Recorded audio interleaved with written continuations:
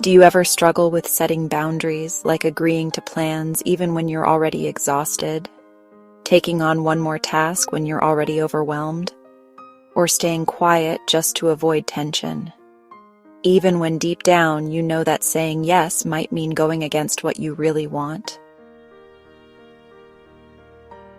The idea of setting boundaries can feel unfamiliar, even wrong, especially for someone who's wired to be kind, generous, accommodating, and for someone who tends to put others first. It can be mistaken for rejection or come across as unkind, when really it may just be us honoring our limits or respecting our boundaries. We grew up hearing that being good meant putting others first, that selflessness makes us worthy.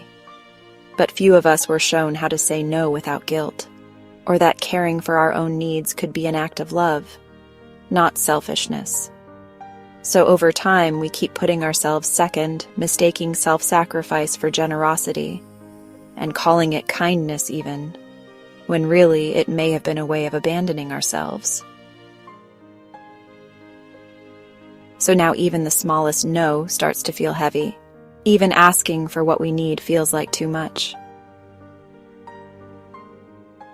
What's really behind our struggle with boundaries? Maybe we're afraid that expressing our needs might cost us the very things we've worked so hard to protect. The familiar identity of being kind, generous, and accommodating. And in doing so, we fear losing the connection, approval, or sense of belonging that has come to feel tied to that version of ourselves. So we say yes even when we mean no. Not because we don't have boundaries, but we fear being seen as selfish, difficult, or unkind. Let's look at some beliefs. Why boundaries feel so hard to set. 1. The belief that setting boundaries is being selfish.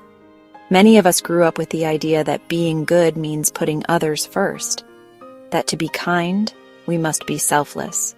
So when we try to set a boundary, it can feel like we're doing something wrong. Saying no, or yes, can trigger guilt. We often confuse taking care of ourselves with not caring about others. Setting boundaries doesn't mean we stop caring about others. It's not selfishness. It's a necessary part of showing up in a healthy, honest, and sustainable way. Number 2. The fear of losing connection.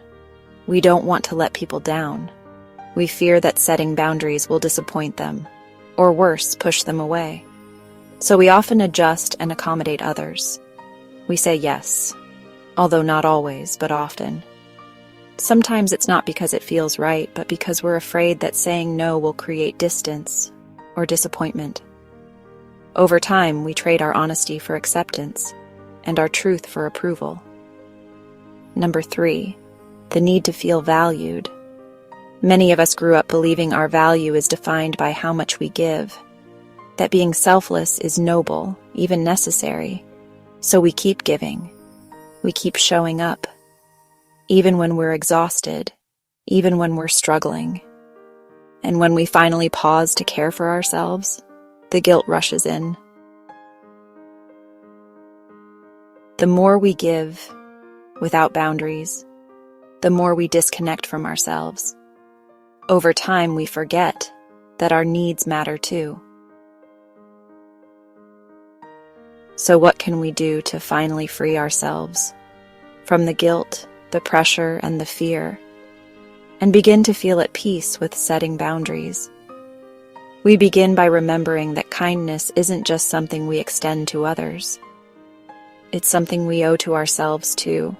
Because what good is kindness if it means being kind to everyone else, but unkind to ourselves? Boundaries are not rejection. They are not selfishness. They are not unkind. They are clarity. They are self-respect. They are how we say, I matter too.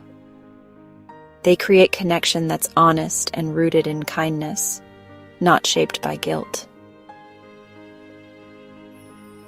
So before that automatic yes slips out next time, Pause and take a deep breath and ask, am I doing this because I genuinely care, or because I'm afraid of being disliked, judged, or rejected?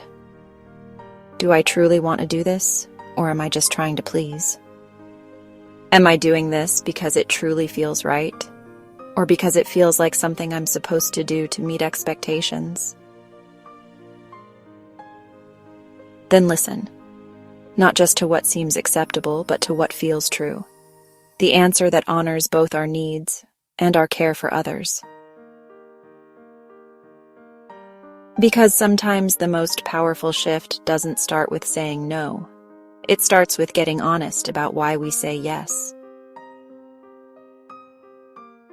We don't have to keep betraying ourselves to be accepted. We don't have to disconnect from what matters to us just to keep others happy, especially when it means abandoning ourselves in the process. We're allowed to honor our own needs. We're allowed to choose what feels right, even if it's different from what others expect. We must show up with our integrity, not out of guilt, but out of alignment with what's true for us, and with self-respect and confidence in our worth. Setting boundaries isn't just about respecting ourselves. It's about understanding that being kind and accommodating to others should never come at the cost of being unkind to ourselves or abandoning our own needs.